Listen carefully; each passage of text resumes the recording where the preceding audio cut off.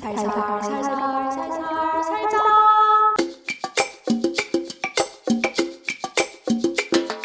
열심주의 사회에 지친 사람들을 위한 투쟁. 성취보단 행복을 꿈꾸는 사람들을 위한 연대. 안녕하세요. 여기는 살살살기 운동본부입니다. 안녕하세요. 살살살기 운동본부의 살살입니다. 이번 한 주도 잘 보내고 계셨나요? 오늘은 제가 정말 좋아하는 다큐멘터리 감독님 조한나 감독님을 모시고 이야기 나눠보려고 합니다. 안녕하세요. 네, 안녕하세요. 좀 편안하게 자기소개 한마디 부탁드립니다. 네, 안녕하세요. 저는 다큐멘터리 영화 만들고 있는 조한나라고 합니다. 최근에 퀸에트 게즐이랑 그다음에 트랙잉이라는 작품으로 2023년, 2024년 이렇게 만들었습니다. 네, 감사합니다. 저는 김보라 감독님의 두 사람의 식탁부터 가장 최근에 본 다큐 영화는 전찬영 감독님의 5번째 방까지 제가 다큐 영화를 굉장히 좋아하는데 제가 이번에 감독님의 퀸에트 게즐을 보고 제 최애 다큐 영화가 바뀌었습니다. 정말 너무 좋았던 작품인데 그래서 오늘은 뜨개질 이야기부터 여성, 퀴어, 청년 다양한 키워드로 얘기를 나눠볼 수 있을 것 같아요. 이 작품이 저만 좋았던 게 아니라 정말 이미 유명한 상을 휩쓸기도 한 작품이더라고요. 근데 제가 조금 늦게 만나긴 했지만 그래서 이미 영화를 좋아하시는 분들은 많이들 알고 계시는 작품일 것 같기도 합니다. 전주국제영화제 한국 단편 경쟁 대상을 받으시기도 했고 왓챠가 주목한 단편 서울국제대한영화예술페스티벌 한국작품상 이렇게 큰 상을 휩쓸었어요. 그래서 감독님께 퀸에트 게즐 소개를 조금 더 들어보고 싶습니다. 퀸에트 게즐은 제가 10살 때 할머니한테 이제 신부 수업으로 뜨개질을 배우면서 제가 그 이후에 15년 동안 뜨개질을 하면서 만들어지는 이야기라고 생각하고요. 작품 속에 엄청 뜨개질 중에 최고봉이라고 하는 만다라 매드니스가 나와요.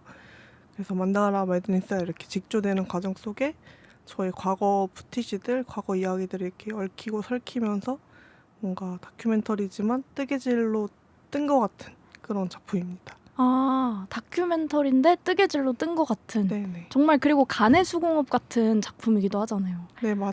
네. 제가 모든 거를 다 네. 했기 때문에 그 다큐에 사용되는 모든 소품들이 대부분 뜨개질로 만들어진 거잖아요. 그런 것도 다 직접 만드신 거죠? 네네. 영화에도 나오다시피 모든 뜨개질 소품 같은 것들은 다 제가 만든 것들입니다. 뜨개질로 이것까지 할 수 있나라고 하는 경지의 작품이 만다라 매드니스인 거잖아요. 이 작품을 딱 지금 이 순간 만들어야겠다라는 결심이 서게 된 이유 같은 것도 궁금하네요.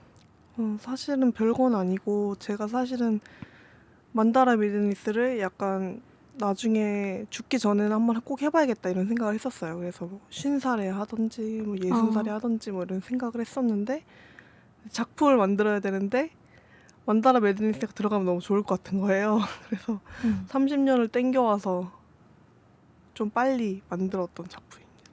그러면은 그 뜨개질을 해야겠다라고 해서 시작해서 작품이 만들어진 게 아니라 작품을 만들기 위해서 뜨개질을 한 거죠. 네.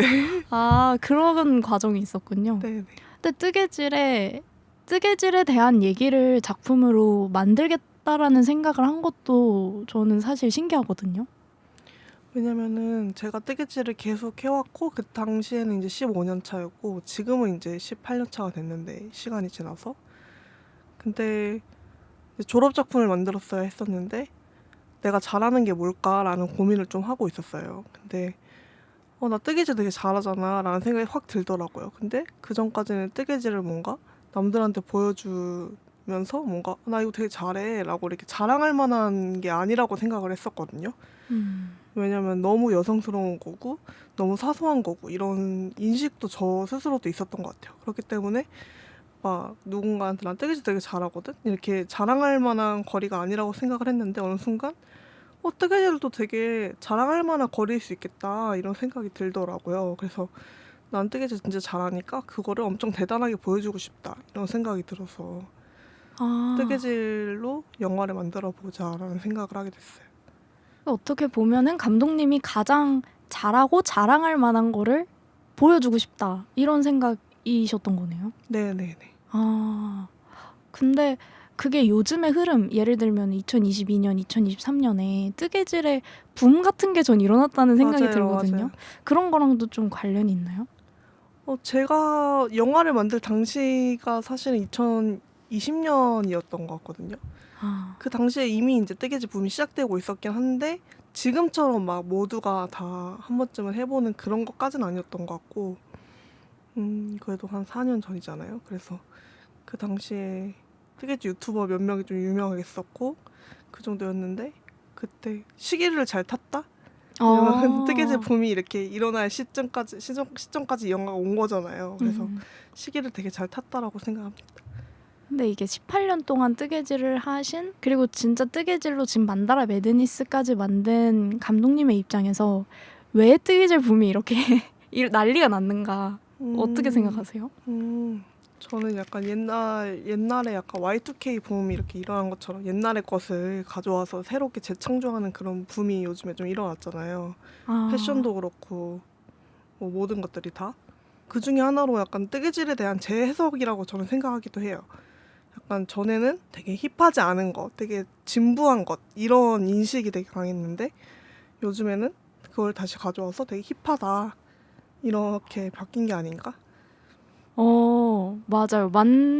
되게 신기한 감독님만 해석인데 저는 그 감독님의 영화 자체도 되게 힙하다는 생각이 들고 만다라 매드니스를 만드는 감독님의 모습도 힙하고 그리고 드랙 쇼 같은 것도 요즘 가장 힙한 것? 전 이런 생각이 들거든요. 전체적으로 다 영화가 모든 요소들이 힙한데 그게 사실은 원래는 힙하지 않았던 것들이라는 것도 되게 재밌고 그렇습니다.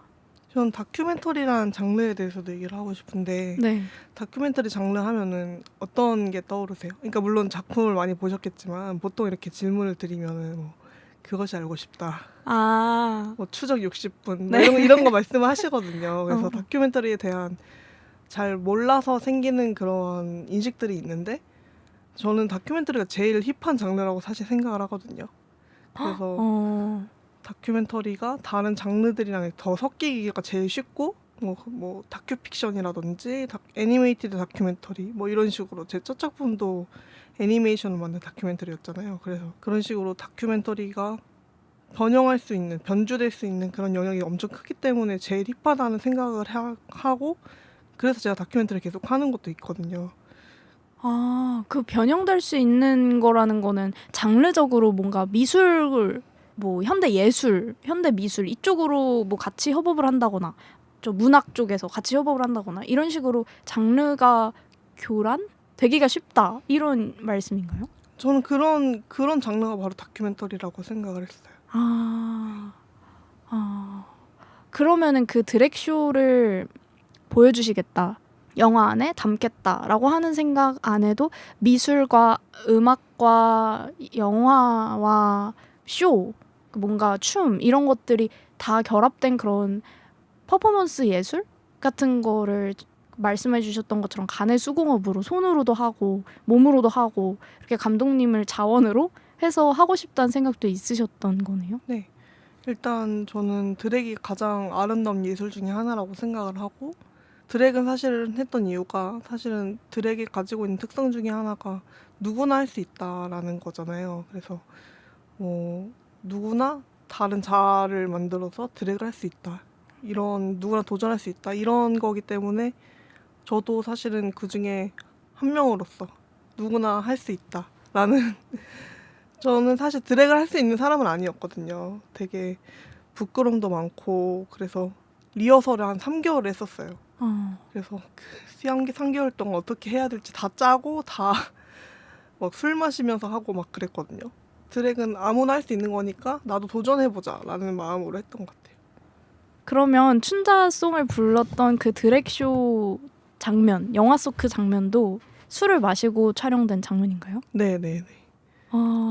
그러니까 술을 마시지 않고서는 할 수 없는 퍼포먼스였나요? 다른 사람들은 그거를 그냥 할 수 있는 사람도 많겠죠. 근데 저는 그런 사람이 아니었던 것 같아요. 그래서 술을 좀 마시고 어떤 주종을? 맥주를 그냥 조금 아 조금 마시는 조금 거죠? 마셨어요. 조금. 아, 그렇게 완성된 거군요. 네. 그러면 리허설을 할 때는 촬영을 아예 안 하시고 그냥 아니요, 촬영을 굉장히 많이 했습니다. 누르고 삭제하고 누르고. 삭제는 네. 안 하고 아직도 가지고 있는 것들이 많은데 아, 그중에 엄청 웃긴 샷도 하나 있었거든요. 네. 제가 이제 드래킹을 할 때 이제 단소살인마 혹시 아시나요? 네. 제가 좋아하는 자 중에 하나예요. 네. 단소살인마 자. 그래서 단소살인마를 약간 모티브로 약간 그 드래킹을 했던 장면이 있는데 그 이제 리허설 때 했던 장면이었고 네. 그 3분짜리 영상이 있는데 그게 진짜 기깔나거든요. 아, 보고 싶네요. 아, 그걸 공개하실 생각은 없으시죠? 아, 생각이 약간 있는데 네. 근데 뭐 큐네트 게지를 뭐 그렇게 알려진 게 아니니까. 아, 그런 장면이 있었군요. 근데 그런 장면을 같이 촬영을 해주시는 분이 계셨던 거예요? 네네, 촬영 감독이 일단 한 명 있고요. 그 다음에 촬영 보조로 이렇게 와주셨던 분들이 여러 분 계셨어요. 그러니까 저는 너무 부끄럽고 이게 남들에게 보이기 싫으면은 술을 먹는 것보단 그냥 나 혼자가 될게 이렇게 하고 눌렀을 것 같거든요. 근데도 그게 혼자서는 할 수 없는 환경이셨던 거예요? 네, 왜냐면 카메라 워킹 이런 것도 굉장히 중요했고 조명 이런 것도 굉장히 중요했기 때문에 저희 네. 집을 약간 파티장으로 만들어서 했어야 되기 때문에 진짜 힘든 일 하셨네요.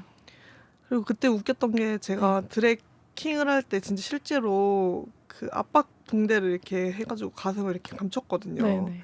근데 그거 하고 나니까 진짜 숨이 안 쉬어지는 거예요.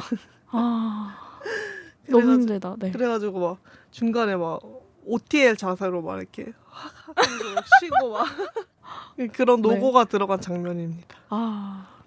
근데 그 장면이, 그러니까 말씀하셨듯이 드랙은 누구나 할 수 있다. 이렇게 말씀하신 게 사실 저는 못할 것 같거든요.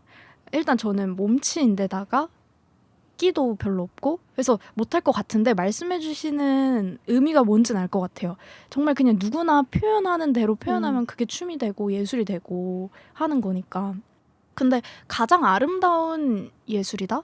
이렇게 말씀하시는 이유도 궁금한 게 사실 드랙쇼는 예술이라는 맥락 그 이상으로 뭐랄까요. 성별이 아주 중요하게 그 쇼의 맥락에 껴있잖아요.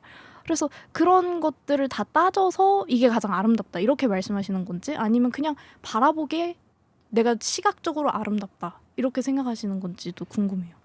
제가 루폴의 드래그 레이스라고 이제 미국 버라이어티 쇼가 있는데 그걸 보는 걸 되게 좋아해요. 근데 그거를 보고 나서 이제 느꼈던 점이 뭐였냐면 거기에 되게 뚱뚱한 사람들이 많이 나온다든지 흑인이 나온다든지 동양인이 나온다든지 이런 식으로 이제 소수자들 중에서도 소수자인 사람들이 되게 많이 나와요. 근데 그런 사람들이 자신의 몸과 자신 자체를 너무 사랑하는 게 느껴지는 거예요. 근데 이 뚱뚱한 이 패탄 드래킨을 봐 이러면서 이 처비한 몸매를 봐 약간 막 이러는 게 되게 저한테는 되게 용기를 줬었거든요. 그래서 저는 되게 아름답다고 생각을 했어요. 그러니까 내 성별이 어떻든 내 정체성이 어떻든 그냥 나로서 난 너무 아름다워. 나를 바라봐줘. 약간 이런. 근데 그게 정말 아무나 할 수 있는 일이라고 지금도 생각하시나요? 지금 촬영? 네. 살살님도 한번. 도전해보겠습니다. 네. 그러면은 그 부끄러움 때문에 이제 야외 촬영 안 하시고 집에서 촬영하신 거예요? 사실 이제 작품을 제작하는 도중에 이제 멘토분들이 많이 계셨어요. 이제 제작 지원 같은 경우에도 했었고, 그래서 다들 나가야 된다. 그래서 뭐 저도 그런 기획을 하긴 했었어요. 막 서울에 막 남대문 앞에서 한번 추고, 산성에서 한번 추고, 동대문 한번 추고 해야 되지 않나라고 생각을 했는데 진짜 도저히 못 하겠는 거예요. 저는 남들에게 쳐다보는 앞에서 제 몸매를 드러내면서 그렇게 막 끼를 부리는 거 도저히 못 하겠는 거예요. 그래서 근데 작품 안에 제 집이 갖는 의미가 되게 크잖아요. 네. 저만의 공간, 뜨개질의 세계로 만든 자기만의 방 이런 의미가 되게 강했기 때문에 결국 집에서 했고 근데 저는 만족했어요. 네. 그 말씀하신 장면들이 어떤 식으로 전개가 될지 뭔가 예상이 되네요. 남대문 앞에서 하고 서울의 주요 관광지에서 막 찍고. 근데 그 만다라 매드니스를 이제 배경으로 해가지고 하시잖아요. 그거를 깐다거나 뭐 어떻게 배치를 한다거나 이런 게 야외에서 하기엔 좀 어려웠을 것 같다는 생각도 드네요. 그렇게 말씀해 주시니까 좀 더 마음이 놓이는 것 같아요. 그리고 그 끼가 대방출이 안 됐을 수 있거든요. 맞아요. 저는 그 장면, 드랙쇼 장면에서 너무 인상적인 게 그 음경이랑 그다음에 수염을 뜨개질로 해서 뜨셔서 만드셨잖아요. 네. 근데 그거를 막 이렇게 터시는 그런 장면이 너무 인상적인 거예요. 근데 그런 장면이 바깥에서도 나올 수 있었을까 싶긴 해요. 집에서 그냥 내 안전하고 가장 편안한 공간에서 하니까. 어쨌든 영화로서 밖으로 나갔잖아요. 네. 집이었던 공간을 찍었지만 어쨌든 영화를 사람들이 보면서 이제 밖으로 나간 게 된 거니까. 네, 그렇게 해석을 해볼 수도 있겠네요. 네네. 근데 저는 그 퀴어 퍼레이드에 완성된 만다라 매드니스를 그 바이크라고 하나요? 바이크 뒤에다가 이렇게 태우고 퀴어 퍼레이드에 가는 장면이 나오잖아요. 그래서 저는 퀴어 퍼레이드에서 이걸 하시려나? 그러니까 이런 생각도 들었거든요. 그것도 이제 사실 준비를 했었는데 네. 그래요? 가져갔었어요. 그 페니스를 가져갔었어요. 네. 근데 비가 너무 많이 왔어요, 그날. 아. 그날이 이제 2022년 퀴퍼였는데 진짜 사람들이 신이 벌을 주는 것 같았어요, 저희한테. 그 퍼레이드 네. 시작하자마자 비가 와서 퍼레이드 끝나니까 비가 싹 깨는 거예요. 아. 그래서 막 저희끼리 오토바이 타고 가면서 우리 벌 받는 것 같아, 어떡해 이러면서 막 했거든요. 동성이라서 지금 죄 받는 거야. 막 그런 일화가 있었는데 비가 너무 많이 와가지고 그냥 포기를 했어요. 그냥 어쨌든 이건 다큐멘터리잖아요. 그러니까 네. 어떤 상황에 따라서 계속 달라질 수밖에 없는 것 같아요. 그거를 담았어도 웃겼을 것 같아요. 막 벌 받는 것 같아 이러면서. 막 그랬는데 네. 아무튼. 그래서 제가 사실은 그 촬영을 하는 도중에 카메라가 너무 걱정이 되는 거예요. 그니까. 카메라 몇백만 원짜리인데. 어. 그래서 제가 막 그거 촬영할 때 막 촬영 감독한테 야 접어 접으라고. 그래서 제가 인상을 쓰고 화가 난 거예요. 그래서 야 접어. 그래서 화가 막 난 상태에서 인상을 쓰고 있으니까 걔는 계속 저한테 웃어 접어 이러면서 계속 왔다 갔다 했던 기억이. 어쩐지 그 장면에서 되게 화가 나 있어요. 오토바이를 그래요? 타고. 네. 그나마 웃는 장면 고른 건데. 그게 예고편에 이제 나오잖아요. 바이크 타고 가시는 장면도 나오잖아요. 네네. 그래서 저는 그 만다라 매드니스가 저는 사실 제일 걱정됐어요. 카메라도 카메라인데 비가 너무 오니까 제가 쫄딱 젖는 거는 걱정이 안 되셨나요? 근데 그게 만다라 매드닉스가 아니라 다른 작품이에요. 그래요? 그래서 그냥 상관이 없었던. 네. 그러셨군요. 그래서 저는 뜨개질 관련해서도 또 얘기를 해보고 싶은데 이 영화에서 뭐 여러 가지 감독님의 재미난 이야기들 또 많이 담겨 있고 어린 시절 이야기부터 해서 뜨개질에 대한 역사 이런 게 담겨 있는데 그 역사에 빠질 수 없는 게 그 할머니인 춘자의 이야기잖아요. 근데 춘자가 신부 수업으로 뜨개질을 가르쳐줬다. 이 얘기가 모든 그 소개 글에 다 나오더라고요. 신부 수업이라는 워딩이 너무 웃긴 거예요. 그때 기억나는 장면?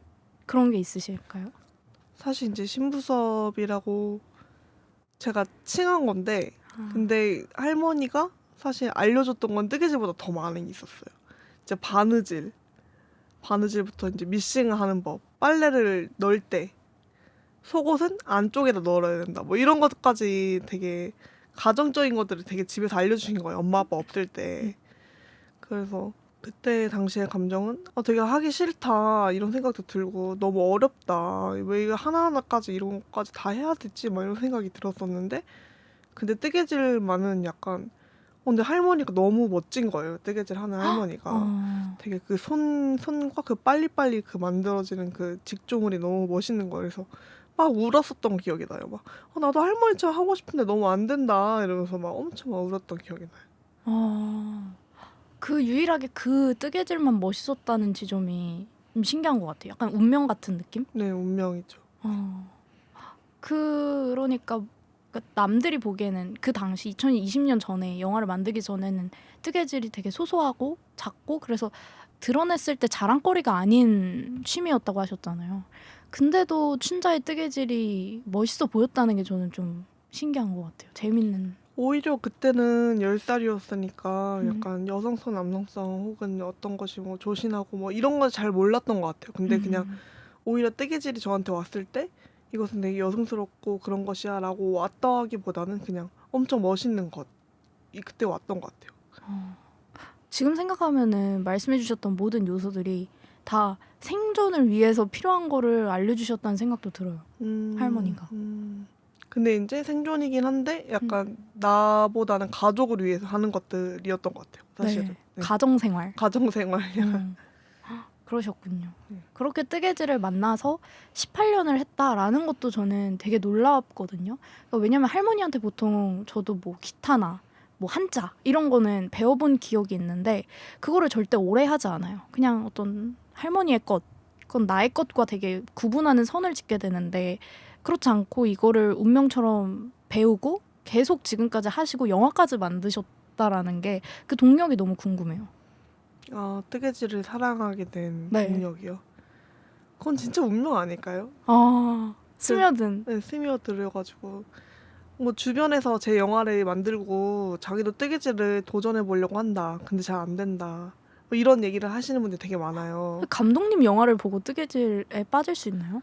너무 힘든 작업이어서 나는 못하겠다 싶은 느낌? 근데 영화를 보고 저도 뜨개질 하고 싶어졌어요 라는 분들이 되게 많아요. 아 그래요? 네네네.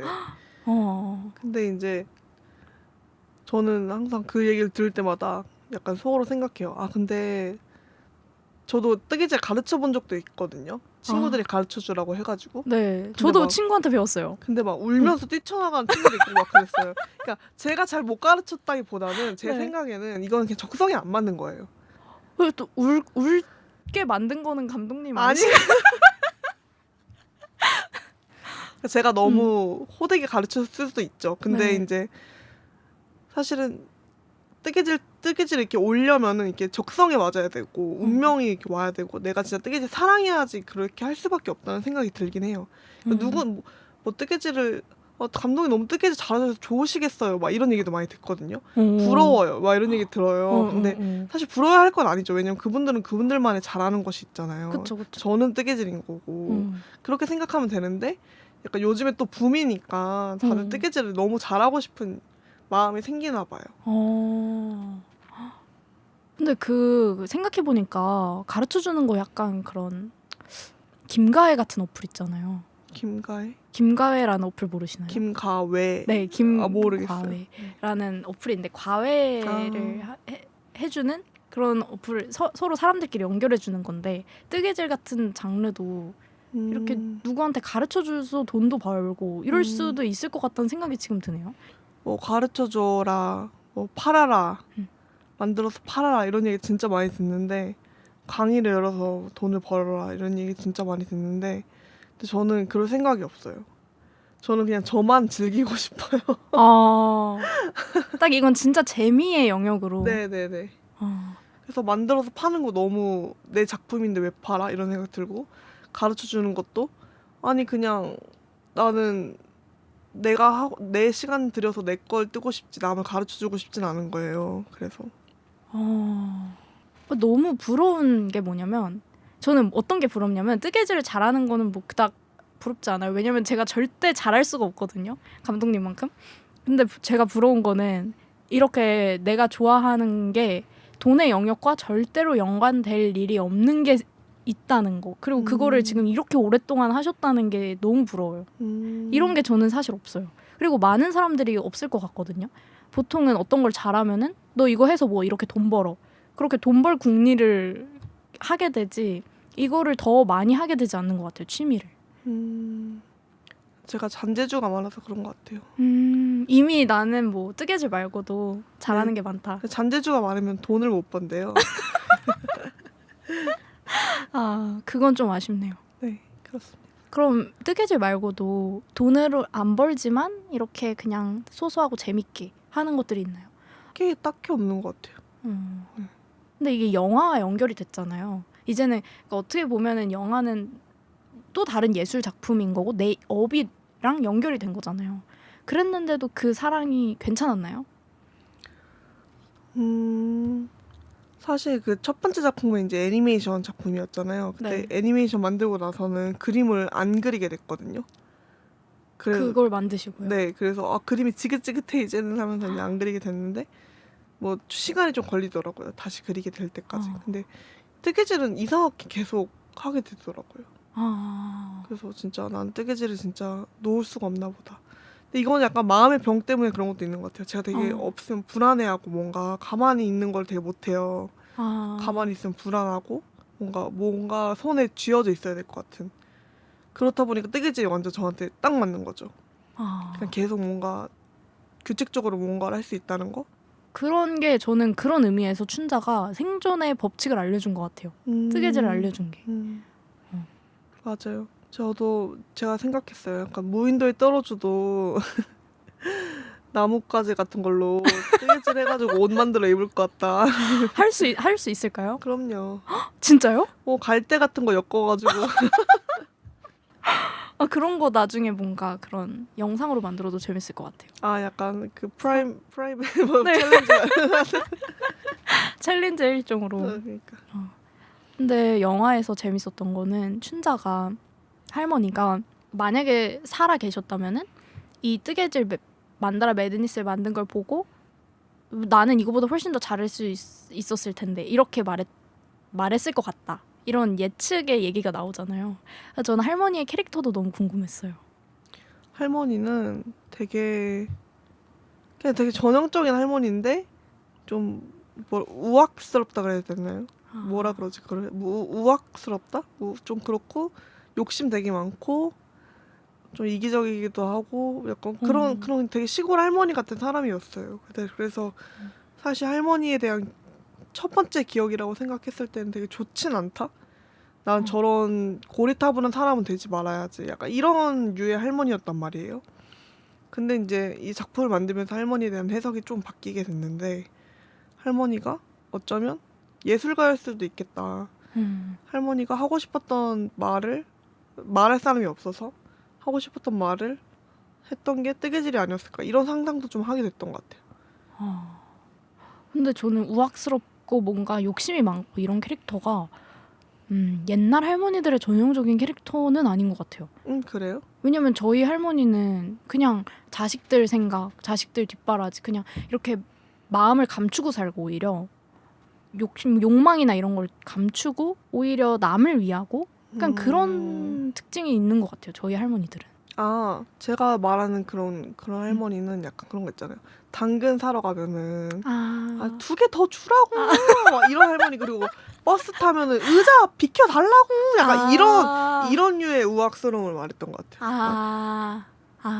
뭐든지 약간 조금 더 가져오려고 그러고 자기 거 더 가져오려고 그러고 막 그런 류의. 그러니까 우리 집에서의 할머니 말고 그 다수 앞에 있는 할머니. 네네네. 약간 조금이라도 더 뭐 보너스 같은 거 있으면 더 많이 가져오려고 그러고 막 그런 사람. 왜냐 없이 살았으니까 더 그런 것도 있는 것 같아요. 그런 거 집착하는. 그 끈기가 엄청나시잖아요. 왜냐면 영화에서 만다라 매드니스가 진짜 거대하고 심지어 실도 계속 바꿔야 되고 도안도 시중에 없다고 알고 있거든요. 아니요. 인터넷에 바로 있어요. 그래요? 네네네. 그 도안도 되게 어려운 도안이고 그래서 만드는 게 되게 어렵잖아요. 네. 그래서 중간중간 영화에 보면은 다 그 고난이 드러나진 않는데 막 뜨다가 풀고 이런 장면들이 되게 많아요. 그래서 이거를 뜨다가 풀고 하면은 열이 받을 만도 한데 계속 하신단 말이죠. 그럼 그 끈기가 너무 신기했어요. 그래서 영화 만드실 때도 보통 비슷한 그렇게 좀 무던하게 넘어가시는지도 궁금했던 게 영화를 만들 때 보통 감독님들 계속 편집한 거 씬 교체하고 막 그 푸티지 같은 것도 넣었다 빼고 이렇게 하잖아요. 정말 그 뜨개질 엮는 것처럼 이렇게 엮으시잖아요. 그런 과정들도 그냥 잘 견뎌내시는 편인지.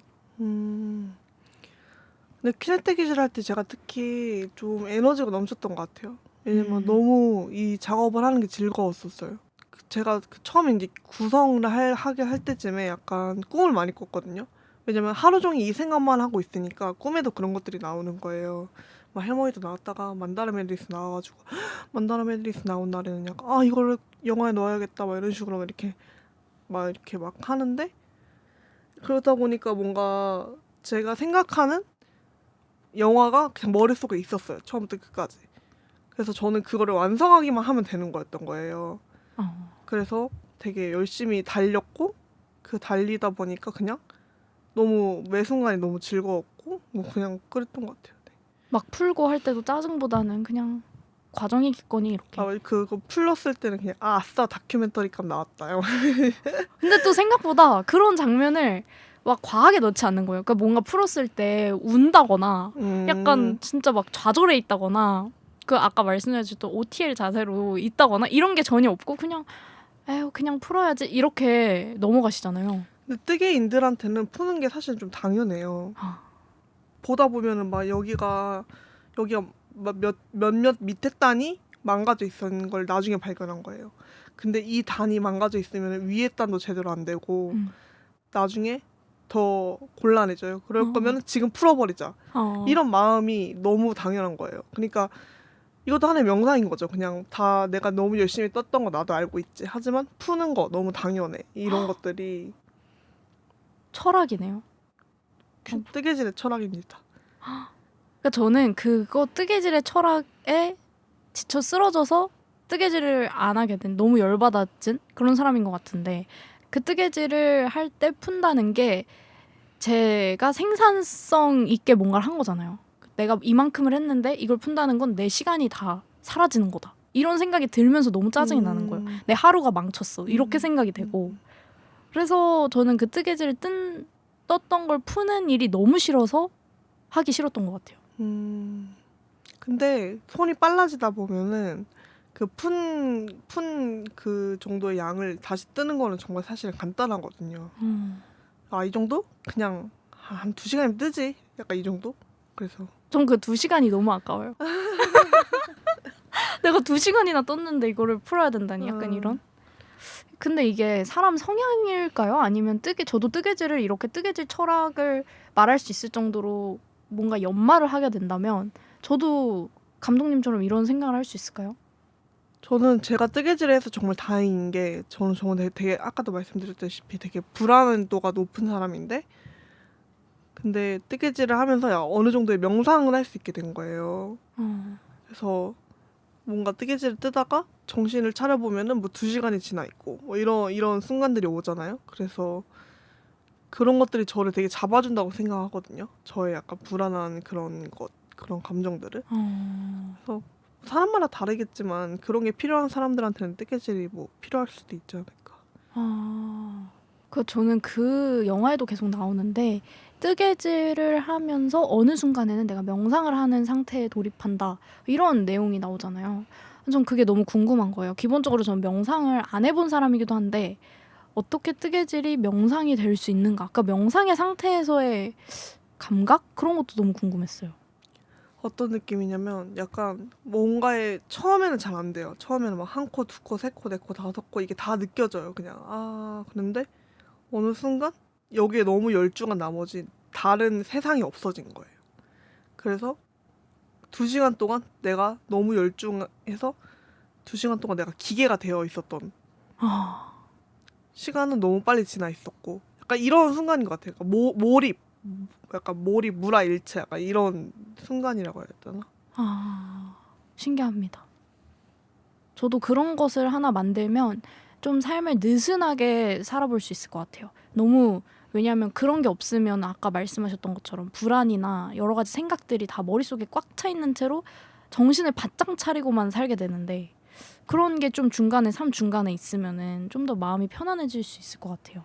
맞아요. 그래서 뜨개질이 좋은 이유가 생각을 비우고 몸을 움직이잖아요.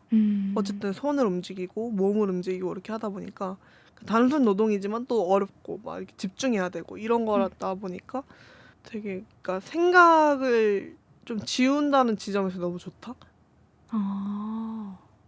생각을 지운다. 네. 근데 또 한편으로는 감독님이 이 영화를 만들면서 만다라 매드니스를 만드시면서 과거에 대한 생각을 또 많이 하셨다. 네네. 그러면서 막 과거의 푸티지들이나 이런 거 끌고 오시고 뭐 어렸을 때 기억들 이런 거가 영화의 나레이션으로 깔리고 배경이 되잖아요. 또 다른 이야기들 말씀하셨던 것처럼 직조를 하면서 그런 것이 중단이 되는 거겠죠?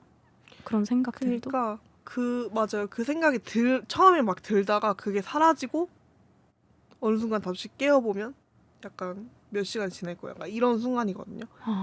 그래서 제가 말했던 그런 옛날에 과거에 안 좋은 기억들이 막 떠올랐다 이런 것들은 약간 초반에 있다가 그런 것들이 또 사라지고 그런 것 같아요.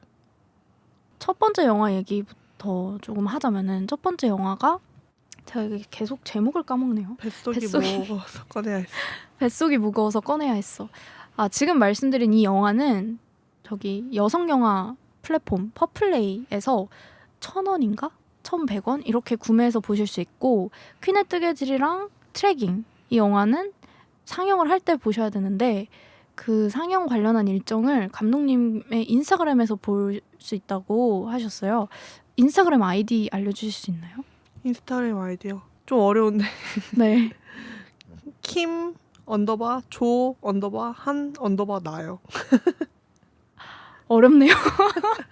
그냥 퀸조 한나 치면 나올 거예요. 퀸조 한나. 퀸 조한나 네. 다 언더바로 퀸 아니요. 그냥 그 이름 설정해 놓는 거 있잖아요. 그게 이제 퀸 조한나라고 제가 해놨거든요. 그냥 조한나가 아니라 한글 이름이 퀸 조한나요? 네, 퀸 조한나. 그 이유가 있어요?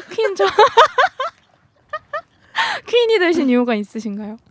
퀸의 뜨개질 하면서 제가 이제 아예 자리매김하긴 했는데 제가 이제 퀸으로서의 자리매김을 하긴 했는데 제가 사실 퀸조라는 자아가 따로 있는데 그게 이제 동기들이나 이제 학교 친구들 사이에서는 제가 퀸조인 자를 가지고 있다는 사실이 좀 이제 좀 공공연해요. 네. 그래서 사람들이 맨날 왜 퀸의 뜨개질이냐 왜 제목이 도대체 퀸이 누구냐 보면 몰라요 나잖아요. 전 그 자아도 궁금해요. 퀸조. 퀸조 자아는 제가 옛날에 가졌던 좀 옛날에 있었던 자아인데 좀 그냥 퀸이에요. 그냥 퀸이고 막 아무나 막 만나고 다니고 막 그랬던 좀 해픈 퀸이었던 것 같아요. 그게 또 다른 자아로 분리해내신 이유가 있나요? 지금은 이제 다시 조가 돼가지고 그냥 그 퀸조는 과거 속으로. 네, 근데 가끔 나와요. 가끔. 그러면 드래그를 했을 때의 그 자아가 혹시 퀸조인가요? 네네네. 이 영화에 대해 얘기하려면 꼭 알아야 하는 자아인 거네. 퀸조. 그냥 농담식으로 얘기하는 거긴 한데 사람들은 네. 되게 진지하게 받아들이더라고요. 네. 일단 자아라는 말이 들어오면은 좀 진지해지거든요. 마음이. 그렇죠. 네. 아무튼 저도 그게 궁금했어요. 퀸이라는 이름이 들어간 이유. 근데 영화를 보다 보면은 왜 퀸인지 알겠어요. 정말 퀸 같아요. 이거를 뜨개를 하는 것도 퀸 같은데 막 그 무대에 서가지고 불빛 받으면서 춤추는 것도 퀸 같고 그러니까 모든 모습들이 좀 퀸 같은 느낌이 들어요. 점여드신 거죠 이제. 네. 그래서 영화 본 분들은 아마 분명히 모두가 다 퀸 조에게 흠뻑 빠지지 않았을까 그런 생각이 듭니다. 좋습니다. 네. 아무튼 그래서 첫 번째 영화 뱃속이 무거워서 꺼내야 했어. 이것도 마찬가지로 다큐 영화고 감독님 본인이 그리신 애니메이션 사파가 들어가는 애니메이션 다큐 영화입니다. 이것도 감독님의 과거 이야기, 감독님과 어머니의 관계에서 오는 여러 갈등들, 트러블들 이런 게 되게 많이 담기는 약 18분 가량의 단편 다큐인데 이 다큐에서도 그렇고 지금까지도 지금 이번에 퀸의 뜨개질에서도 또 본인의 이야기를 꺼내야 하는 작업이잖아요.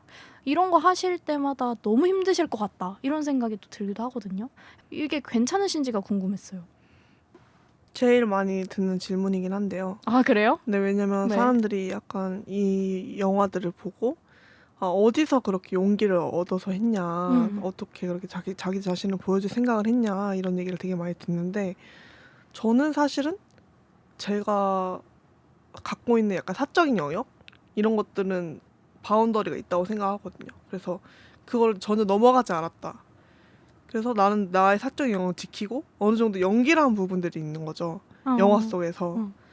영화 속에서는 어떤 식으로 배우가 되어서 연기를 한다. 이런 지점으로 약간 배우와 감독으로서 약간 이런 자아를 분리시켜는 걸 너무 잘했기 때문에 그렇게 할 수 있었다고 생각을 하고 어쩌면은 저는 어느 정도는 제가 관종이라고 생각을 해요.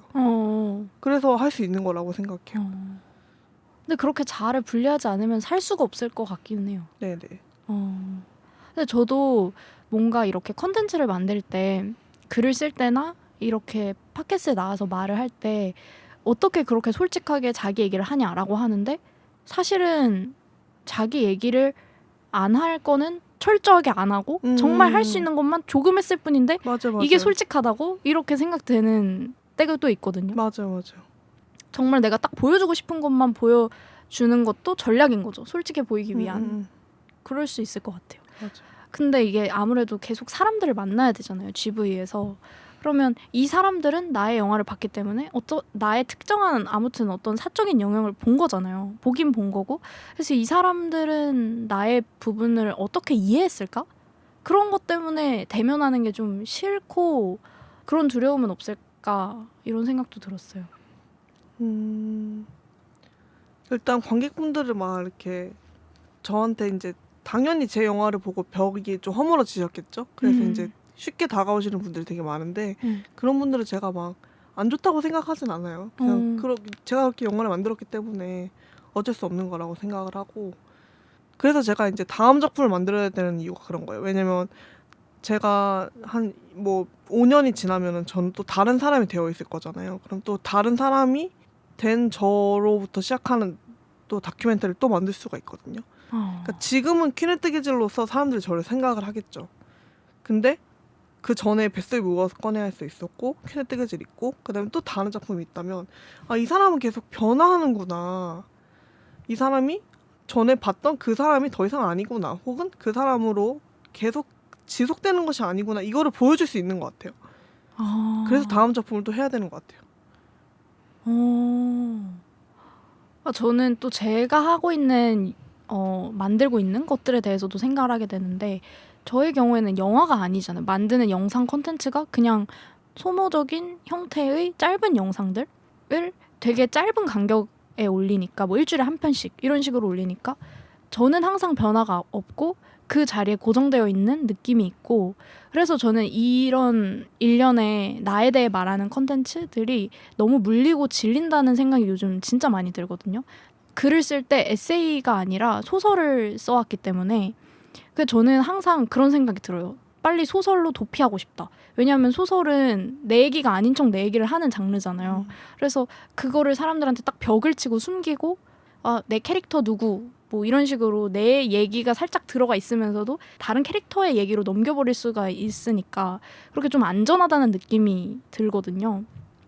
그래서 저도 도망치고 싶다는 생각이 많이 들어요. 그런 서사가 있는 장르로. 도망치지 마세요. 왜요? 그 약간 완전 픽션화된 이야기보다 실제로 있었던 일들이 약간 섞인 그냥 다큐멘터리적 요소가 있는 논픽션인 요소가 있는 것들이 훨씬 더 멋있다고 생각해요. 다른 감독님들도 그렇게 생각하시나요? 아니죠. 그렇죠. 어떻게 그런 생각을 하게 되신지가 궁금해요. 모르겠어요. 그냥 더 힘이 있는 것 같고 일단은 일단 그냥 만약에 뭐 실화를 바탕으로 된 이야기입니다 보다 이건 실화다 라는 하는 게 너무 강력하잖아요. 그 다음에 그런 것들이 픽션과 섞였을 때 애니메이션과 섞였을 때 이런 것들이 너무 자유자재로 할 수 있다? 그런 것 같아요. 그러니까 물론 제가 픽션 영화를 안 좋아하는 건 아니에요. 너무 좋아하는 작품들 너무 많죠. 근데 만들면서 너무 재밌다. 혹은 그래서 다큐를 보지. 이게 다큐의 맛이지. 약간 이런 것들이 확실히 있는 것 같아요. 다큐의 맛이라고 해야 되나? 계속 뭔가 저는 영화 지식이 별로 없다 보니까 자꾸 문학이랑 비교해서 생각을 하게 되는데 문학 장르에서는 에세이가 되게 사소하고 소소한 그러니까 문학이 아닌 문학처럼 느껴지는 경향이 크거든요. 근데 저는 다큐 감독님들에 대한 시선도 약간 그럴 수도 있지 않나? 이런 생각이 드는 거예요. 그러면서 너무 싫겠다. 그게 짜증나겠다. 이런 생각 들기도 했고 그래서 저는 그런 게 너무 내면화가 되어 있다 보니까 에세이는 쓰지 말고 소설이 훨씬 더 멋진 장르야. 저쪽으로 가야 돼. 이런 생각을 저도 모르게 계속 내면화했던 게 있었던 것 같아요. 왜 이렇게 자기 얘기하는 거? 자기에 대해서 표현하는 거가 힙하지 않은 장르가 되어버린 건지? 그래서 그런 장르에 대한 고정관념에 대해서도 또 생각을 하게 되네요. 그러니까요. 열받으셨나요? 이 모든 아니, 고정관념에? 사적 이게 제가 만드는 장르를 사적 다큐라고 이제 보통 많이 칭하는데 네네. 근데 사적 다큐라는 게 많이 막 폄하되는 말이기도 해서 안 쓰기도 하고 막 그러거든요. 아, 그러니까 그래요? 어쨌든 네. 사적 다큐멘터리라고 하는 장르가 있다고 하면은 그 폄하를 되게 많이 받아요. 뭐 예를 들어 이거는 그냥 누군가의 데뷔작일 뿐이다. 건너가기 위한. 네, 건너가기 위한. 당연히 첫 얘기는 자기 얘기를 하겠지. 그리고 그 다음부터는 안 할 거야. 그리고 보통 여성들이 사적 다큐를 많이 만들거든요. 아, 그런 거 같네요. 네네, 그렇게 하는데 그래서 뭐 여성들이 뭐 용감하지 않아서 못 만드는 게 그거밖에 없는 거야. 뭐 이런 식으로 폄하를 되게 많이 받는 장르란 말이에요. 갑자기 그런 생각이 드니까 갑자기 화가 나가지고. 그래서 다큐멘터리 혹은 특히 뭐 사적인 얘기를 하는 다큐멘터리 이런 것들이 되게 차별과 폄하를 많이 받는. 네. 근데 저는 사적인 자기 얘기가 가장 사회적이고 거대할 때가 많다는 생각이 들어요. 아주 구체적이고. 그래서 제가 다큐 영화를 제일 좋아하는 거기도 하고 그 장르를. 그래서 뭐 여러 서사가 있는 얘기를 또 찍으실 수도 있겠지만 계속 다큐 영화를 찍어주셨으면 좋겠다. 네, 그런 말씀을 네, 드립니다. 저희 꿈은 할머니 다큐멘터리스트입니다. 아, 너무 멋집니다. 롤모델이라고 할 만한 할머니 다큐멘터리스트가 있나요? 있으시긴 한데 그 아네스 바르다라고. 아, 아네스 바르다. 네네. 아, 네. 근데 롤모델은 아니다. 아, 롤모델이에요. 아, 롤모델이요? 네네네. 뭔가 감독님은 잠깐 얘기를 해봤지만 나는 뭔가 제일 좋아하는 거는 내 작품이다. 오히려 이렇게 얘기하실 것 같은 성격이에요. 그래서 자기 작품 안 좋아하는 감독이 어디 있습니까? 아, 그래요? 그럼요. 자기 작품 다 최고죠 항상. 이렇게 마이크가 있기 때문에 하시는 말씀인가요? 아니요 진짜로. 진짜로요? 네네네. 너무 멋있다. 진짜 너무 감동적인데요? 이 얘기가. 그래요? 네. 왜냐면 전 제 작품 너무 싫어하거든요. 제가 만드는 거 다 부끄러워요. 솔직히 말하면. 전혀 좋지 않아요. 그래서 아예 안 보기도 하고 뭐 책 같은 거 만든 거 지금 다 불태워버리고 싶다는 생각도 들고 다시 보고 싶지 않은 거거든요. 특히 내 얘기가 섞여 있는 거는 너무 수치스러운 그런 거라서 이렇게 말씀하시는 게 너무 신기해요. 근데 두 가지 부류가 있는 것 같긴 하더라고요. 왜냐면 저는 제가 작품 하나 만들 때마다 아기 낳는 기분이거든요.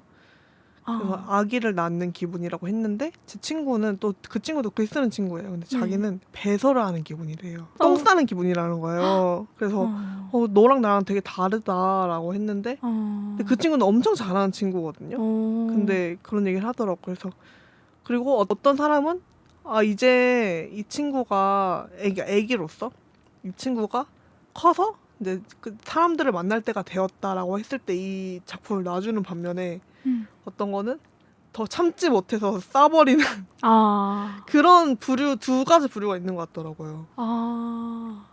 신기한 얘기입니다. 근데 저는 이미 그 출산 쪽이 좀 부럽네요. 되게 사랑스럽게 생각하게 되잖아요.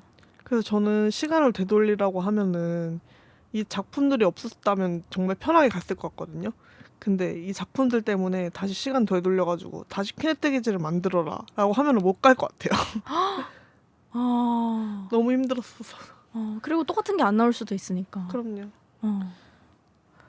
뱃속이 무거워서 꺼내야만 했어. 그거는 약간 제목이 배설? 아 뱃속? 이것도 그거로 또 생각하게 되네요. 맞아요. 두 가지 의미가 담긴 제목이었어요. 아, 약간 너무 아이가 지금 뱃속이 꽉 찼기 때문에 내보내야만 했어라는 얘기와 약간 내가 하고 싶은 얘기가 있는데 그거를 꼭 얘기했어야만 했어. 약간 이런 두 가지 의미를 담은 제목이었어요.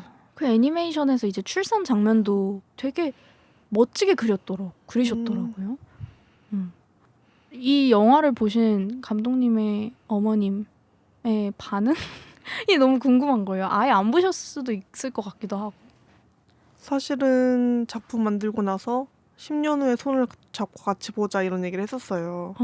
근데 제가 그 당시에 너무 어렸고 아무것도 몰라서 선생님이 영화제 내라 이래가지고 영화제 내가지고 된 거예요. 아, 그래서 엄마한테 엄마 나 영화제 됐는데 보러 올래? 라고 해가지고 엄마가 영화제에 왔어요. 그래서 DMZ 다큐멘터리 영화제였고 아. 숙소가 나와가지고 같이 갔는데 그래서 엄마랑 같이 봤어요 영화를. 근데 엄마가 영화 보기 전에는 엄청 두렵다고 울었거든요. 어떡해. 엄마가 너 사람들이 어떻게 생각할까 너무 두려워라고 하면서 막 우셨는데 영화 볼 때는 안 우시는 거예요. 그랬더니 들어보니까 근데 생각보다 자기가 그렇게 나쁘게 그려지지 않은 것 같고 너가 그러니까 엔딩으로 가면 그렇게 되잖아요. 약간 이게 엄마 탓을 하는 영화가 아니라 이게 대물림에 대한 영화잖아요. 그러니까 모녀의 애증의 관계는 대물림 되고 있었다. 이런 식의 결론이 나잖아요. 네. 그래서 엄마가 그거를 이제 보시고 나를 나쁘게 그리지 않아서 고마웠어. 그리고 이 작품 만들어줘서 고마워라고 하시더라고요. 그리고 나서 엄마하고 관계가 되게 좋아졌어요. 아, 정말요? 네. 진짜 해피엔딩이네요. 맞아요. 저는 그래서 그 대사가 정확한 멘트로는 기억이 안 나는데 고작 이런 걸 닮았다고 생각했다라는 대사였나요? 어머님의 뭐였지? 과거 서사를 듣고는 우리 엄마와 과거와 내 과거가 되게 비슷하다. 이렇게 결국 생각하시면서 이딴 걸 닮았다고 생각했다. 뭐 이런 거. 맞아요. 결국 이딴 걸 닮았다고 생각했다. 그래서 저는 어머님이 너무 현실적인 캐릭터 같은 거예요. 그래서 너는 결국 다 내 잘못이라고 얘기하지. 그러면은 또 감독님은 또 그런 얘기가 아니고 정말 현실적인 저와 엄마의 모녀 다툼을 보는 것 같은 그런 영화여서 너무 재밌게 봤습니다. 이번에 뱃속에 네. 묵어서 꺼내야 했어. EBS에서 방영할 것 같아요. 아, 진짜요? 네. 어떻게 알 수 있나요? 방영 스케줄은? 아직 안 나와가지고 제가 나중에 나오면은 공유를 드리겠습니다. 우와, 축하드립니다. 그러니까 그런 꿈도 있으시지 않나요? 영화제 같은데 조한나 그걸 뭐라고 하죠? 전? 약간 그런 거 하잖아요. 감독전? 감독전. 감독전 해본 적 있어요. 있어요? 네, 키네틱에지 만들고 나서 그 대구에 가가지고 감독전 해본 적 있습니다. 와. 5명 왔어요. 5명. 너무 감사했어요. 좀 더 많이 갔으면 좋았을 텐데. 막 GV도 길게 하고 그러셨을 것 같아요. 네네네. 그리고 저희 가족하고 5명 플러스 저희 가족 이렇게. 가족들이랑 이렇게 공유를 계속 하시는 게 그것도 되게 신기해요. 저는. 저희 어머니랑 아버지가 키네틱에지를 거의 한 30번 보셨거든요. 왜냐면 너무 좋아하세요 영화를. 너무 감동이다. 그리고 저희 이거 웃긴 얘기인데 저희 어머니랑 아버지가 그 전주 국제영화제에서 상 탈 때 같이 가셨어요. 근데 뭔가 심상치가 않은 거예요. 전화 계속 오길래. 그래서 3번째 전화 왔을 때 나 가야 되나? 해가지고 갔어요. 근데 엄마한테 엄마 나 3번 전화 왔다? 하니까 엄마가 같이 가재요.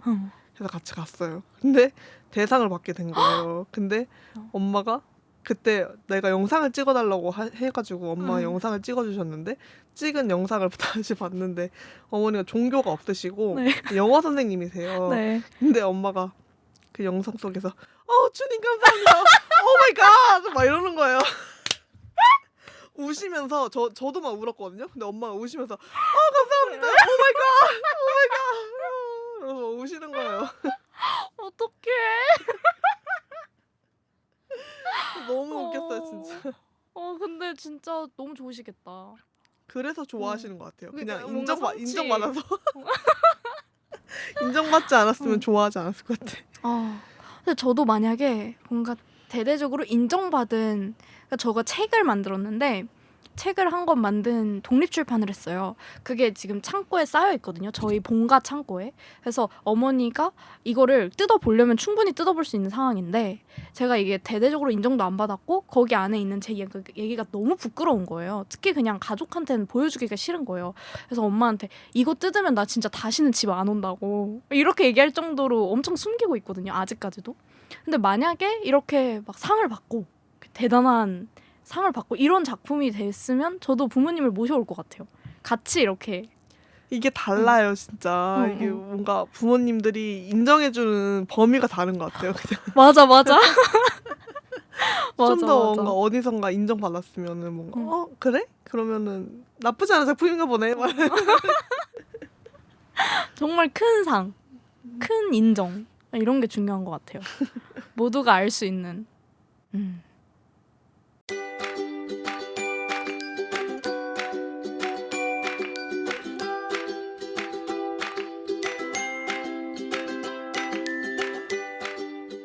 살살살기 운동본부의 조합원 여러분들, 저희 팟캐스트와 함께 홍보하고 싶은 게 있으신가요? 음원 광고부터 브랜디드 컨텐츠까지 광고 주시면 제가 알차게 담아볼게요. 그리고 팟캐스트에서 나누고 싶은 사연, 후기, 게스트 지원 모두 메일로 보내주세요. salsalzee@gmail.com 살살살지@gmail.com입니다. 저희 팟캐스트를 가장 빠르게 만나보실 수 있는 인스타그램 계정 살살살지도 함께 팔로우 해주세요.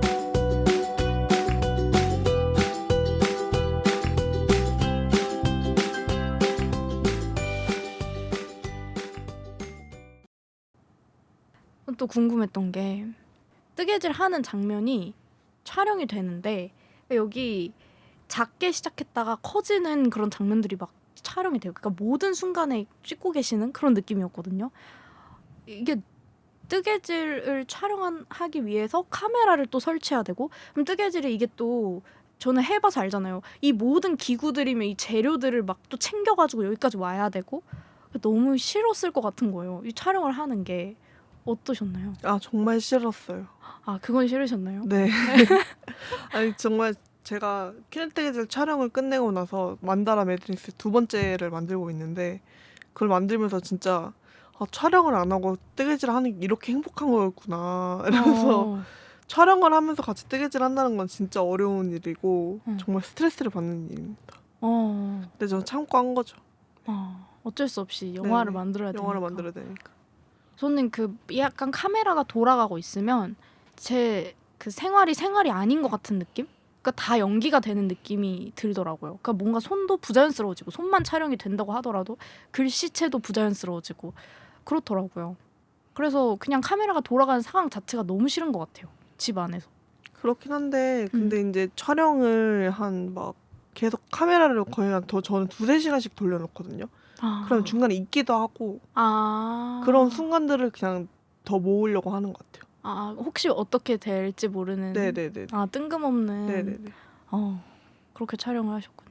그럴 때는 이제 촬영 감독님들이 오실 때는 특정한 어떤 장면들에서 오신 거죠. 뭐 예를 들면 화장하는 오프닝 장면이라거나. 맞아요. 뭔가 그 대화를 할 때 보면은 반말로 대화를 하시더라고요. 촬영 감독님이랑. 그래서 친한 분인가? 뭐 이런 생각도 들면서 그 반말로 하시니까 카메라에 보면서 되게 친구가 더 되는 느낌이 있어요. 감독님이랑. 맞아요. 그 친구는 저의 그 다음 작품인 트랙잉을 같이 연출했던 친구입니다. 네네. 그러니까 같이 뭔가 편집 도와주고 촬영 도와주고 뭐 이렇게 품앗이를 하는 구조인가요? 네. 그리고 그 친구하고 거의 팀으로 지금 활동을 하고 있어가지고 작업실도 같이 그래가지고 진짜요? 쓰고 있고. 네. 너무 좋네요. 네. 같은 학교를 나오신 분인가요? 네, 동기예요, 동기. 네. 너무 좋네요. 그런 메이트가 있다는 거는. 맞습니다. 네. 그리고 영화에 보면은 정말 이런 게 남아 있어 싶을 만큼 엄청 다양한 재료들, 영화 속 재료들이 이 영화를 만들기 위해서 애초에 모아놓던 것처럼 엄청 방대하더라고요. 무슨 메모나 일기나 이런 것도 있고 그 어렸을 때 홈 비디오 같은 푸티지들이 진짜 많이 나오잖아요. 마지막 장면도 그렇게 끝나고 그런 게 다 남아있는 환경이 너무 부럽다 이런 생각도 들었어요. 그 저희 과가 다큐멘터리 과여가지고 그래서 그 다큐멘터리 금수저와 흑수저로 나뉘거든요. 아, 근데 이제 네. 자기 어렸을 때 푸티지가 많으면 금수저예요. 진짜 금수저였던 거네요. 저는 그냥 금수저였던 거예요. 저희 아. 아버지가 많이 찍어 놓으셨고 그걸 또 백업까지 해놓으셔가지고 그래서 저도 사실 퀴네테기즈 처음 시작할 때는 몰랐어요. 그런 푸티지들이 있는지. 근데 아빠한테 그냥 혹시 그 집에 있는 것 좀 다 보내달라고 하니까 이만큼이 나온 거예요. 그래서 와 이걸로 영화 한 편 진짜 해야겠다라는 생각이 들었어요. 그럼 흑수저들의 삶은 어떤가요? 푸티지가 없는? 수준으로 이제 픽션으로 아, 근데 학과가 다큐학과잖아요. 픽션 그 쪽도 있어요. 그 세부 전공이 픽션도 있어요. 근데 내러티브라고. 네. 그 다큐 영화에도 또 다양하게 있을 것 같은데 장르가 남의 얘기를 보여준 다큐도 있잖아요. 뭔가 관심 있는 사람을 추적하는 다큐? 네네. 그런 것에도 관심 있으신가요? 네네네. 그런 거를 좀 해보려고 요즘에 기획을 하고 있어요. 아, 그래요? 네. 궁금해요. 어떤 쪽에 시선이 가 계시는지? 약간 고향 친구들에 대한 이야기? 고향 친구들과 그런 얘기 해볼까 네, 합니다. 너무 재밌겠네요. 아직 말씀을 다 안 드렸는데. 네, 그래도 그냥 감독님의 작품은 약간 기대가 되는 시작부터. 고향 친구들이 많이 남아 계신 편인가 보네요. 아니요, 저 별로 없어요. 근데 그나마 남아있는 친구들이 좀 친해가지고. 네. 그 노래도 하고 춤도 하고 되게 끼가 많으시잖아요. 그 영화 속에서는. 그래서 뭔가 드랙쇼나 이런 춤 추는 거? 이런 무대 하는 거? 그리고 좀 더 종합 예술인으로서의 뭔가 연기를 또 한다거나 그런 식으로 더 나아가실 계획도 있나요? 연기요? 연기는 제가 연기를 진짜 못해요. 아, 그래요? 네, 발연기. 근데 카메라가 돌아가실 때 보면 되게 자연스럽잖아요. 이제 제 자신을 연기하는 건 그럴 수 있는데 네. 어떤 시나리오가 주어지고 남을 연기해야 되는 상황이 오면은 저는 진짜 너무 못합니다. 네. 약간 그런 드랙 쇼 같은 거를 또 다른 데서 내가 또 해보고 싶다 이런 생각도 드셨나요? 아니요. 딱 그냥 그 영화로 만족을 한 것 같아요. 네. 좀 더 용기가 생기면은 할 수도 있을 것 같아요. 그리고 아까 전에 잠깐 말씀 주셨는데 트래깅 그 작품을 친구분하고 같이 만드셨다고. 제가 그것만 이제 유일하게 못 봤거든요. 그 작품에 대해서 간략하게 소개해 주셔도 좋을 것 같아요. 그 작품은 한국과 카자흐스탄 수교 30주년이었었던 해가 있었어요. 그때 다큐멘터리 워크숍이 열렸고 한국과 카자흐스탄 학생들이 모여서 만든 작품이고 그래서 4명 공동 연출이에요. 한국 둘, 카자흐스탄 둘.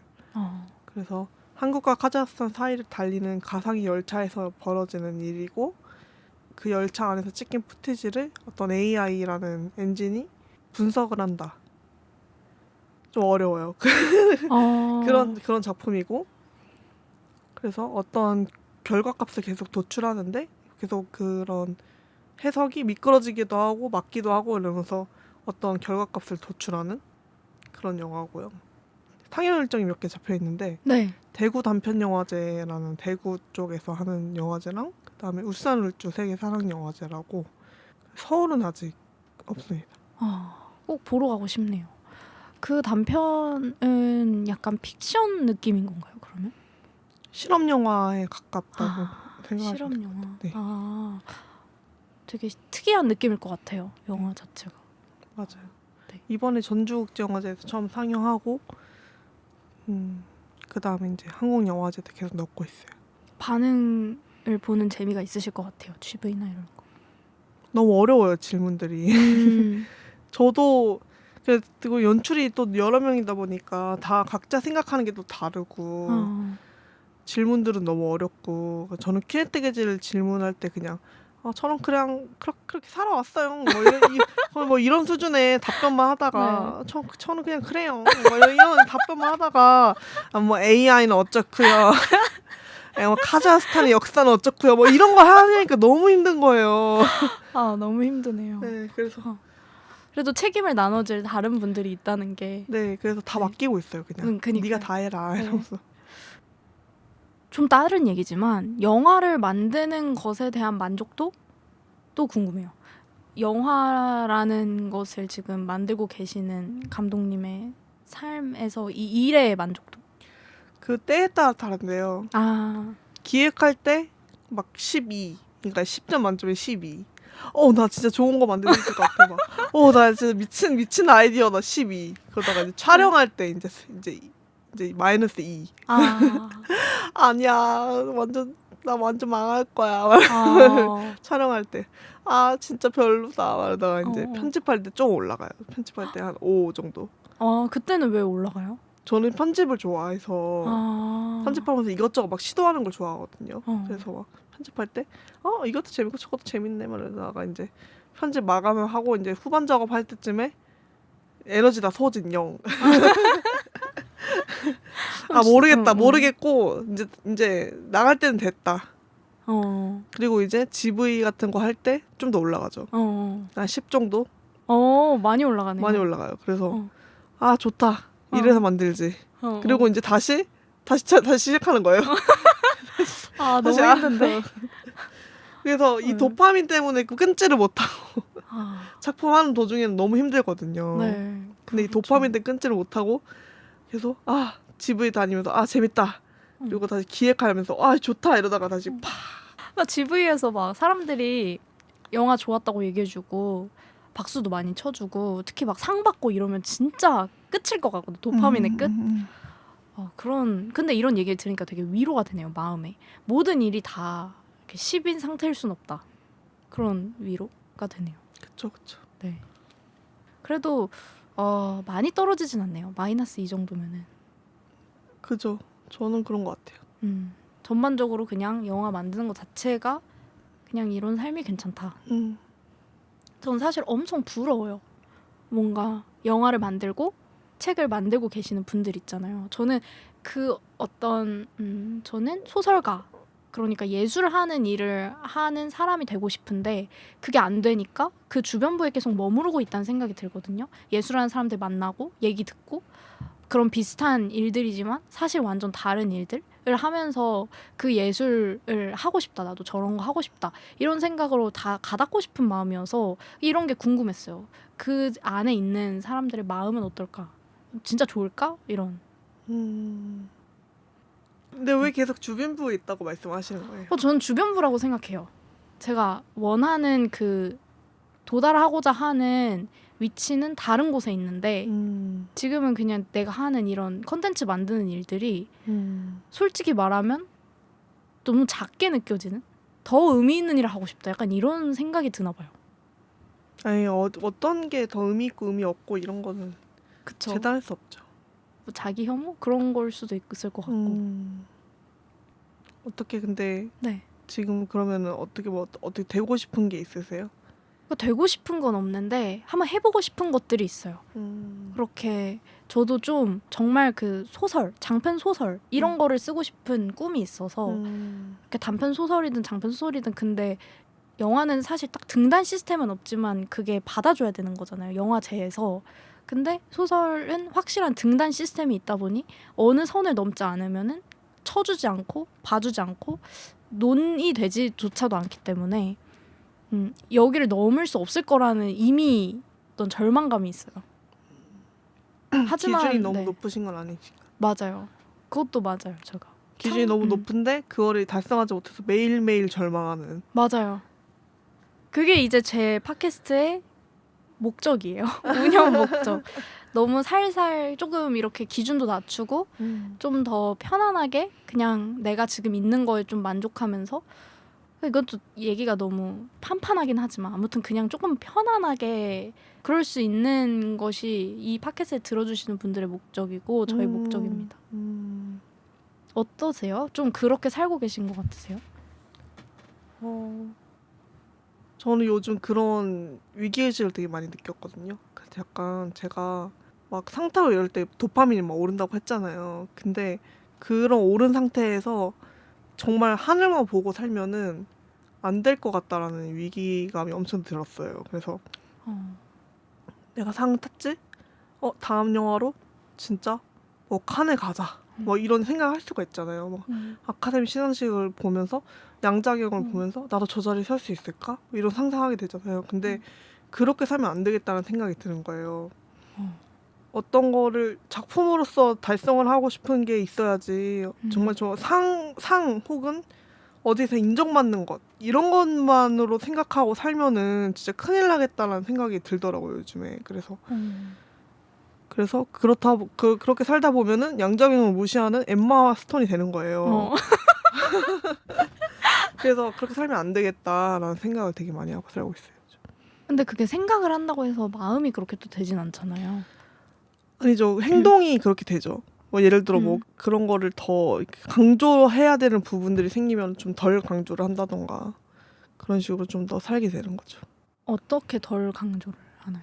뭐 예를 들어 뭔가 자기소개를 하세요 아. 라고 했을 때 뭐 자기소개를 하자마자 제가 뭐 어디서 뭐 상을 받았고요. 제 학력은 이렇고요. 뭐 이렇게 얘기를 하는 건 아니잖아요. 그래서 사실 여기에 나온 것도 저의 위치를 저는 알고 있어서 그렇거든요. 그래서 약간 너무 그러니까 팟캐스트 하고 싶어서라고 계속 말씀드린 것도 있는데 약간 저는 뭐 제가 뭐 엄청난 막 감독이 돼가지고 막 저는 시간이 안 돼서 안 돼요 라고 하는 그런 위치도 아닌 거예요. 저는. 그래서 저는 그리고 그렇게 너무 좋게 글도 써주셨고 메일도 길게 써주셨기 때문에 그래서 안 나갈 이유가 없다. 그리고 내가 거절할 입장도 아니다라는 생각이 들어서 나오게 된 거죠. 그러니까 이런 사소한 행동 하나하나들이 다 그러니까 좀 내가 뭐 이만큼 큰 상을 받은 사람인데 이런 생각을 최소한으로 하려고 하시는 그런 건가요? 그렇기도 하고 앞으로 내가 어떻게 살아가야 될지에 대한 상상을 하게 되잖아요. 근데 네. 나는 저런 무대에 오르고 싶어라고 상상하면서 살면은 너무 대가리 꽃밭으로 사는 것 같은 느낌. 오히려. 그래서 좀 더 있잖아요. 약간 작품을 만드는 거, 좋은 작품을 만드는 데 집중을 해야지. 나는 저걸 달성을 해야지라는 목표를 가지고 살면 안 될 것 같다는 생각인 거죠. 맞아요. 너무 맞는 말씀이십니다. 진짜 삶 안에서는 또 여러 가지 생각들이 있으시겠지만 맞아요. 네. 계속해서 창작을 하고 나의 얘기를 꺼내고 기획 아까 뭐 되게 도파민이다, 10이다 이렇게 얘기하셨지만 기획에서도 또 새로운 얘기 뭐 하지? 이런 어려움도 있으실 테고 그렇게 계속 창작하고 여러 가지 업무들 하시면서 좀 삶을 정돈하시는 그런 방법이 있으신가요? 감독님만의? 저는 오히려 가만히 있으면은 되게 불안해져가지고 그래서 그냥 바쁜 게 좋은 것 같아요. 저는 그냥 그냥 일정에 쫓겨다니는 삶 그게 오히려 저한테 편한 것 같아요. 아 그래요? 이렇게 편안하게 말할 수 있다는 게 좀 신기해요. 왜냐면 저의 경우에는 바쁜 게 좋다. 바쁜 대로 일상을 살면은 좋다. 이렇게 얘기하면은 여러 가지 생각들이 들거든요. 그러면 내가 일 워커홀릭인가? 일 없으면 못 사나? 그러니까 이렇게 생각이 드니까 또 이걸 약간 숨기게 되고 그런 것도 있어요. 그건 어떤 마음이에요? 그러니까 내가 너무 일밖에 모르는 사람처럼 보이면 인간처럼 안 보이는 느낌. 감독님이 2시간, 3시간 뜨개질을 한다 이렇게 얘기하셨잖아요. 그런 식으로 나는 이 여유 공간 안에서 나만의 취향과 나만의 삶을 꾸려나가고 있어. 이런 거를 좀 보여주려고 하는 그런 마음도 있는 것 같아요. 일 말고도 내 일은 약간 삶에 좀 바깥으로 밀어내려고 하는 그런 것도 있는 것 같고 그래서 진짜 내 여기 안에는 더 소중하고 막 좋은 것들이 있는데 그건 안 보여줄 거야. 안 보여줄 거지만 뭐 그 바깥에서 일도 내가 막 그렇게 치여서 하진 않아. 이런 거? 근데 제가 말한 약간 바쁘게 산다는 거는 네. 하루에 일정 하나거든요. 저는 일정 어, 하나 어. 혹은 2개 이상은 못해요. 아, 제가 너무 좋다. 지쳐요. 그래서 네. 뜨개질 하는 날은 뜨개질만 하고 어. 편집하는 날은 편집만 하고 어. 그러니까 이렇게 해야 돼요. 그런데 매일매일 일정이 있는 거 좋다. 그리고 그걸 달성하고 나면은 아, 난 다 했다. 난 진짜 오늘 할 일 다 했다. 하고 끝내는 거죠. 기준이 되게 달랐네요. 네. 저는 막 새벽에 일어나서 운동 갔다가 아니요. 전혀. 그걸 막 체크리스트를 한 4-5개가 있어요. 그걸 아니요, 다 아니요, 해야지 열일을 했다. 아닙니다. 아. 저 출근을 2시에 하고요. 아. 밥 먹고 그러니까 밥을 해 먹어요, 저는. 네, 밥을 네. 해 먹고 이제 1시까지 밥을 먹고 늦게 일어나서 1시까지 밥을 먹고 이제 출근하면은 작업실 출근하면 2시예요. 네. 그럼 2시부터 한 7시까지 5시간 정도만 열심히 빡 하고 그다음에 오래 집에 하시는데. 가요. 이제 저녁 먹고. 네. 보통 차려 드시나요? 점심을? 점심은 차려 먹어요, 보통. 아. 왜냐면 식비가 네. 아까우니까. 아, 맞아요. 맞아. 저도 그래서 대부분 차려 먹는데 그냥 항상 뭐 계란 후라이 하나. 맞아. 되게 대충. 맞아요. 이렇게. 낫또 하나 어, 뭐 맞아요. 이 정도. 맞아요. 근데 진짜 차려 먹으면 1-2시간이 금방 가요. 설거지도 하고. 맞아요. 그래도 작업실에서 딱 공간이 있다는 게 되게 좋은 것 같아요. 딱 가야 할 공간이 있다는 거. 저는 그런 게 없으니까 매일 어떤 카페를 가야 할지를 고민하는. 작업실 하나 만드시는 걸 추천합니다. 너무 좋으신가요? 어떠세요? 너무 좋아요, 진짜. 완전 그리고 딱 출근해서 할 일을 하고 별거 아니더라도 메일 보내는 거 힘들잖아요, 메일 보내는 거. 맞아요. 그것도 메일 몇 개 보내고 은행 업무 좀 하고 홈택스에서 세금 내고 이런 것도 다 작업실에서 하는 거예요. 그럼요. 그렇게 하면은 진짜 내가 일을 열심히 했다. 이렇게 했다. 돼. 그러고 이제 집에 가는 거죠. 그 작업실을 같이 공유하시는 분이 있어서 또 여러모로 좋을 것 같아요. 맞아. 왜 안 오냐 이렇게 연락도 이제 하고. 면학 분위기 조성하고. 네. 그게 되나요? 막 수다 떨게 될 것 같은데. 아, 수다도 떠는데 근데 저희는 기본적으로 다 제이들이어가지고 아. 그래서 수다 떠는 것보다 자기 작업 열심히 하거든요. 그래서 그래 괜찮아요. 그러니까 공유는 안 하세요? 뭔가 이렇게 이거 어때? 뭐 이런 아이디어 어때? 완전 하죠. 맨날 하죠, 맨날. 아, 해요? 맨날 뭐 알바 같은 거 들어와도 야, 근데 보내기 전에 야, 이거 어때? 한번 봐줘. 이런 거 다 하죠. 너무 좋겠다. 너무 부럽다. 그 친구는 좋을까요? 저 그런 사람이 너무 필요해요. 이거 어때? 이거 문장이 좀 괜찮나? 이렇게. 너무 좋네요. 서로 해주는 편인 것 같아요. 동기들과의 관계도 좀 갑자기 궁금하네요. 그분하고는 되게 잘 지내시는데 또 다른 친구들도 어차피 같은 작업, 비슷한 작업을 하시는 분들이 많을 것 같아서. 저희 동기가 약간 레전드 학번이거든요. 네. 왜냐면 많은 친구들이 지금 감독으로 활동을 하고 있고 엄청 잘 나가고 있어가지고 그래서 엄청 잘 지내요. 저희가 20명인데 그 연말 파티 같은 거 맨날 하거든요. 저희가 지금 9년 차인데 연말 파티 하면은 12명, 13명 오고 많이 오는 거예요. 진짜 많이 오네요. 진짜 많이 오는 거예요. 그래서 친구들이 엄청 잘 지내고 서로 다큐멘터리 이렇게 맨날 봐주고 홍보도 해주고 그다음에 뭐 조언도 해주고 뭐 이런 식으로 해서 서로 엄청 도와주죠. 너무 부럽네요. 그렇게 좋은 관계니. 좋습니다. 네. 오늘은 이야기를 할 것을 다 한 것 같아요. 감독님 오늘 이렇게 이야기하시면서 어떠셨나요? 너무 즐거웠고 네. 그다음에 약간 누군가랑 이렇게 수다 떠는 거 되게 좋아하거든요. 근데 수다 떠는데 어딘가에서 듣고 있다는 생각을 하니까 되게 그런 생각할 때 있잖아요. 약간 막 지금 수다 너무 재밌는데 남한테 들려주고 싶다 막 이런 맞아. 이거를 성취한 것 같아서 너무 즐거워. 맞아요. 제가 그러려고 팟캐스트를 시작한 것입니다. 저도 수다를 되게 좋아하거든요. 또 오늘 얘기가 좀 재밌으셨으면 좋겠습니다. 너무 재밌습니다. 다행입니다. 오늘은 이제 집에 가셔서 또 작업실에 출근하시는 건가요? 아니요, 이제 오늘은 할 일 끝났으니까 너무 좋다. 집에 가서 쉬어야 돼요. 네. 그러면 저희 팟캐스트 또 수다 떨러 나와주시면은 너무 행복할 것 같고요. 오늘 제가 정말 긴장된 채로 감독님께 이 영화 너무 좋아서 출연해 주셨으면 좋겠다 이렇게 메일 드렸는데 나와주셔서 너무 감사하고 저의 이 팟캐스트 듣는 분들도 감독님 영화를 꼭 보셨으면 좋겠어요. 진짜 재밌고 의미도 있고 엄청 아까 말씀드렸던 것처럼 힙하고 멋있거든요. 그래서 아까 말씀하셨던 그 울산 울주 세계산업영화제. 네네 거기에 이제 감독님 인스타에서 일정 확인하시고 방문하시는 것도 좋을 것 같아요. 네, 그러면 오늘 이렇게 나와주셔서 너무 감사하고요. 저희는 다음에도 또 이야기할 수 있는 기회가 있었으면 좋겠습니다. 그러면 오늘 팟캐스트는 이렇게 마무리할게요. 감사합니다. 감사합니다. 감사합니다.